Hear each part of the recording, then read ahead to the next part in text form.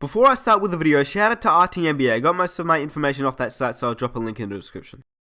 In the 2008 NBA draft, the Chicago Bulls selected Derrick Rose with their first overall pick. With the first pick in the 2008 NBA draft, the Chicago Bulls select Derrick Rose from the University of Memphis. Pretty crazy, considering that year the Bulls finished with a record of 33-49, only leaving them with a 1.7% chance at the number 1 pick. They got it, and that meant that the Bulls would be able to select their hometown kid, Derrick Rose. They would pass up on players like Russell Westbrook, who went 4th to the Supersonics, or now known as the Thunder, and Kevin Love, who went 5th to the Timberwolves. 1 minute, he's the youngest MVP winner, and the next minute, he's injured for 3 straight years, playing in just 95 games over 4 seasons since winning his MVP. The kid with unlimited potential to the kid that never stops getting injured. Whenever a conversation involving Derrick Rose is brought up, it's almost impossible not to think about what could have been. He's a walking what if. And so this leads to the question, what if Derrick Rose never got injured? So we start in the 2008-2009 season. Derrick Rose's first season in the league, and the Bulls finished with a record of 41-41, where they would lose in the first round to a Boston Celtics team that had just come off an NBA championship the season before. But the Bulls, they didn't let them win without a fight. Get it? Because they're Bulls? No? Okay. But they did manage to force it to a Game 7 series. That season, Rose won Rookie of the Year, joining only Michael Jordan and Elton Brand as the only Bulls to do so. In the 2009-10 season, Rose would make it to his first NBA All-Star game, and the Bulls would once again make it to the NBA playoffs. But they would lose to a Cleveland Cavaliers team, led by the King himself, who had just won his second MVP award. By the 2010-2011 NBA season, Rose would make it clear to the entire league that he was a player to be reckoned with. With the coach of Tom Thibodeau being introduced to the Bulls system, it was clear that they were looking to win fast. You can't forget about power forward Carlos Boozer, who was acquired from the Utah Jazz and was averaging 19.5 points and 11 rebounds per game. He was a 2-time NBA All-Star, and he would fit well in the Bulls' rotation. In the 2011 NBA season, this was the breakout season of Derrick Rose. There was just no stopping this dude, as he dragged his team to a top seed in the Eastern Conference, finishing with a record of 62-20. Defense. Lead pass. Whoa! Stop it! Stop it! Do not do him like that! What are you doing? Being the youngest MVP winner of all time at only age 22. Unfortunately, his luck would run short, as a determined, newly assembled Miami Heat squad would beat the Bulls in just 5 games. And from here on out, this is where we get into the what if part of the video. Obviously, the Mavericks would still beat the Miami Heat in the NBA Finals. By the 2011-2012 season, the Bulls had managed to draft a defensive beast that had showed great size on the defensive end, but lacked a little bit on the offensive area. With the 30th pick in the 2011 draft, the Chicago Bulls select Jimmy Butler from Marquette University. Little did they know, he would turn out to be a stud a few years later. The 2012 season was going fine for the Bulls, and they finished with a record of 50-16 in a lockout season. The Bulls had acquired the top seed and were looking great going into the playoffs. They were the best team in the league until, you know what's coming. It was late in the game, 1 minute 22 seconds left in the 4th quarter, when Derrick Rose came to a jump stop against the Philadelphia 76ers and tore his ACL for the first time. As he rolled around in pain, the season was left hanging in the balance. When the news broke that Chicago's superstar was ruled out for the rest of the season, it was over. Everything they had worked for the entire season was now done. The Philadelphia 76ers went on to win the series 4-2 and then lose in 7 games to the Boston Celtics. It took the Miami Heat 7 games and an all-time performance by LeBron James in Game 6 to knock off the Celtics and move on to destroy the young, surprising Oklahoma City Thunder in the NBA Finals. But let's just say, what if Derrick Rose never got injured? What if he wasn't out for the rest of the season, and he just took a hop step in the lane and got fouled instead? Derrick Rose doesn't tear his ACL, and the Bulls blow by the 76ers in 5 games. The next round, they would face up against the Boston Celtics. The Bulls versus Celtics. People forget that the Chicago Bulls were 32-7 that season when Derrick Rose played. They absolutely had a chance to beat the Boston Celtics. And in fact, the Miami Heat as well. They were much improved from the season before, and so the Bulls vs Celtics series went down to the wire. But with a healthy Derrick Rose, I would have backed the Bulls in to beat the aging Celtics team. Sorry, Celtics fans. Remembering that Derrick Rose had just come off an MVP season the year before, the Bulls had led the league, having the best record, and it seemed like the Bulls were looking good in terms of team chemistry as well. He's from Chicago. He has a 40-inch vertical, and you are, where's my poster machine? But then, they faced up against the Miami Heat for the second season in a row. This time though, Rose had learned from his mistakes from the season before, and the Bulls would actually beat the Miami Heat. So, Chicago was advancing to the 2011-2012 NBA Finals. Hey, it's a what-if video, you never know what could have happened. Instead of going through surgery, Derrick Rose is dragging his Bulls to the NBA Finals to actually beat the Oklahoma City Thunder, instead of LeBron gracing his first NBA championship. That meant LeBron was 0-3 in NBA Finals appearances, and his legacy was on the line. But Derrick Rose, he had brought a championship back home to Chicago. So now it's the 2011-2012 NBA offseason, and plenty of moves were made. After the Bulls won the NBA championship, this is how the league changed. Since the 76ers lose in the first round, they blow up their team a year early to enter the Anthony Davis sweepstakes. They would have received Golden State's pick for trading Andre Iguodala and some other pieces for the Warriors' 7th overall pick. This means no three-way trade to get Dwight Howard to the Los Angeles Lakers. The 2012 draft has some changes, but the first 6 picks were the same. This is what the first 10 picks would look like. New Orleans still selects Davis, Charlotte gets Michael Kidd-Gilchrist, Washington selects Bradley Beal, Dion Waiters goes to Cleveland, Thomas Robinson goes to Sacramento, Damian Lillard still ends up in Portland, but the Philadelphia 76ers, with the Warriors pick, take Andre Drummond, not Harrison Barnes. That means Toronto takes Harrison Barnes, Detroit gets Austin Rivers, and New Orleans gets Jeremy Lamb. Now, Lamb was originally drafted by the Houston Rockets and became a huge factor of why OKC was feeling alright with dealing away James Harden. However, considering Lamb was a featured young talent in the trade and is now a member of the New Orleans Hornets, the Houston Rockets can't trade for James Harden, and that meant the Thunder would actually re-sign him. Yeah, they didn't trade Harden away. The Thunder re-signed James Harden on a max contract, and I guess they have to pay the luxury tax on his deal. Since it's about to be year 3 in a Miami Big 3 era, and they have yet to win an NBA championship, Pat Riley becomes impatient, trading Chris Bosh away, who played a huge role down the stretch of their back-to-back championships, but he was often a scapegoat as well. Considering Riley is insanely competitive, he would actually flip Chris Bosh to Houston, essentially the same deal Houston offered OKC for Harden, without Jeremy Lamb, and you'll find out why. Houston makes this deal because they are trying to acquire an all-star level player to place next to Chandler Parsons, and now Chris Bosh. Pat Riley had a plan though. He wouldn't have given up Chris Bosh that easily. Pat Riley, being the genius that he is, he spins the trade with Orlando for, at the time, the best center in the NBA. Dwight Howard. Yeah, that's right. LeBron James, Dwayne Wade, and Dwight Howard.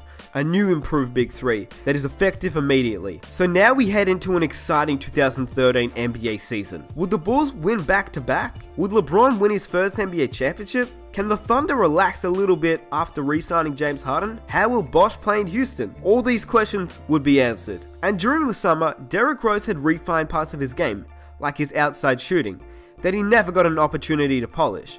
He's become, hands down, the top point guard in the NBA, and he hopes to push his team back into the NBA Finals for a chance to repeat as champions. Miami, OKC, San Antonio, the Clippers, Boston, etc. would cruise through the regular season. LeBron James, with his legacy on the line, easily wins the league MVP, as he actually did in real life. The Oklahoma City Thunder were the top seed in the West, as they're hungry to get back to the NBA Finals and win their first championship with an insane young core. Chicago finished with the 2nd seed in the East. Once the 2013 playoffs start, Chicago ultimately doesn't have enough on their roster to compete with Miami's insane talent.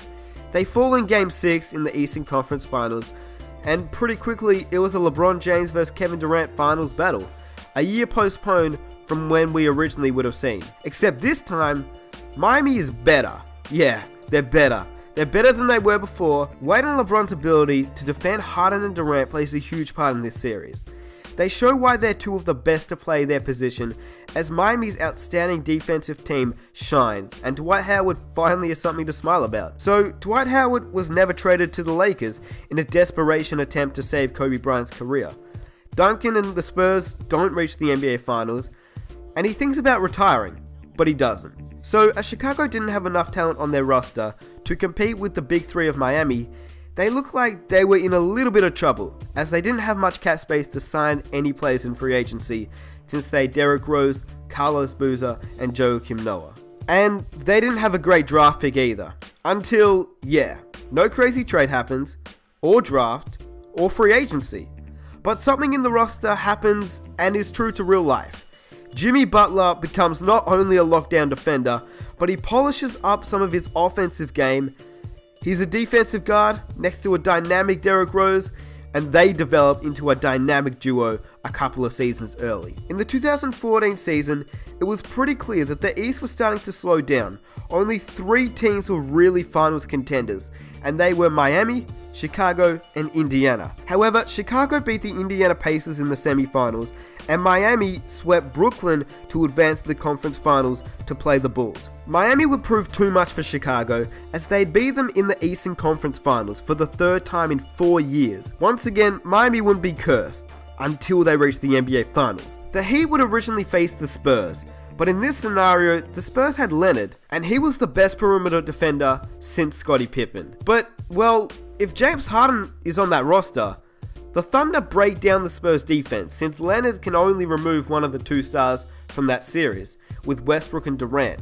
They're nearly impossible to beat, especially if Harden developed into the beast we watched today. So it was once again the Thunder vs Miami in the NBA Finals. But it turns out the Thunder would actually smack LeBron and his Heat, similar to how the Spurs did in 2014. Kevin Durant would outplay LeBron James in that series, and he would actually win the Finals MVP. And so after falling 2 straight years in the Finals, OKC would finally prevail, as they'd end their streak of bad luck by winning the championship. So I guess we could say, James Harden was worth the money. And Durant had won the MVP that season as well, which he did win in real life. It had been 2 seasons since the Bulls had made it to the NBA Finals, and so they looked to change up their roster in order to challenge Miami's Big Three. The 2014 offseason would look like this.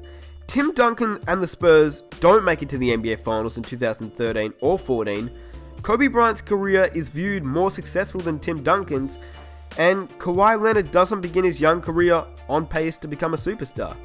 Duncan and Ginobili actually retire as they think it's over, sending San Antonio into a small rebuild centered around Danny Green and Kawhi Leonard.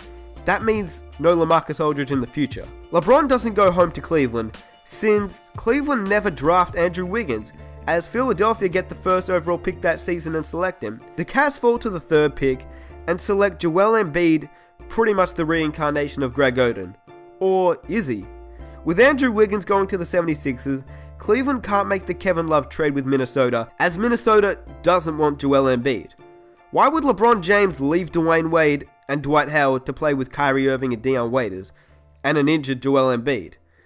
Instead, LeBron hopes that Dwight Howard can stay healthy, and he wants to develop his new starting point guard, Shabazz Napier, that he noted so many was his favourite player in March Madness. But the biggest move that happened in the 2014 free agency was with the Chicago Bulls. Yeah, Chicago. They had lost Carlos Boozer, but managed to acquire Carmelo Anthony. Yeah, that's right. Carmelo Anthony signs with Chicago because they offered him not only max money, but a legitimate best chance of his career to win a championship. A healthy Derrick Rose, developed Jimmy Butler, and Carmelo Anthony spend the summer grinding it out together, hoping to win a championship in 2015. Yeah, Carmelo Anthony would have signed with the Chicago Bulls. I mean, there isn't a guy with more pressure on him to win a championship at this point, and the Bulls would offer a perfect opportunity for Carmelo Anthony. Don't you remember the days in free agency where everyone was thinking that Melo would join Bulls, but then he stayed with the Knicks? I mean, in real life it made sense why Melo didn't sign with the Bulls, as Rose was pretty much injured every season. But now there's no reason for him to stay in New York, since Rose would be healthy and a proven champion at this point. Carmelo Anthony, healthy MVP-esque Derrick Rose, Jimmy Butler, and the Bulls would easily be the most talented roster.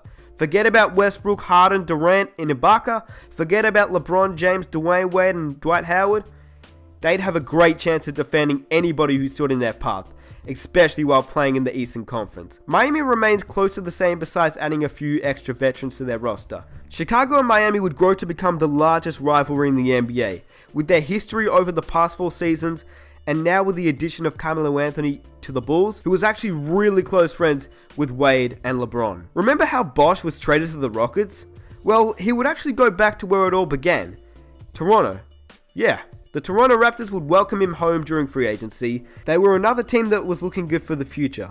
Lowry, DeRozan, and Bosh. Oh yeah, Golden State wouldn't be able to make the jump that they did in 2015, because Harrison Barnes would be playing for the Toronto Raptors as well. Remember that 2012 NBA draft? Thanks to Philadelphia for trading Andre Iguodala to Golden State to draft Andre Drummond, starting Andre Iguodala the whole season doesn't crush the idea of what Golden State Warriors have become, but now you're talking about switching the starting lineup, 6-man and Finals MVP of a team. It might not seem like it, but it made a gigantic difference.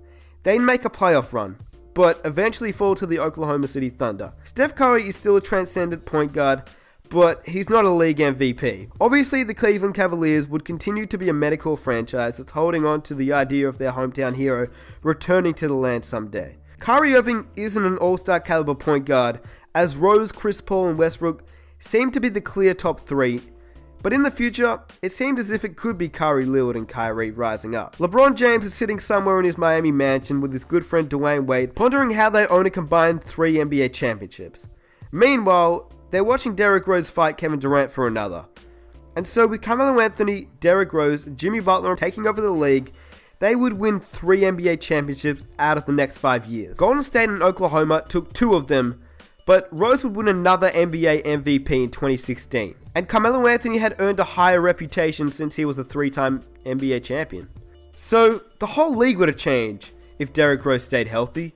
And unfortunately for some players and some teams, they would luck out. Sorry Spurs fans, sorry Rockets fans.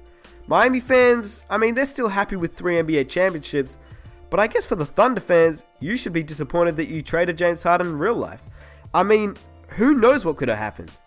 Luckily for the Spurs fans, this never happened, and you're safe. As for the Bulls fans, stay with Derrick Rose. He'll be back to his former self soon. Maybe not his MVP days, but I'm sure he'll bounce back.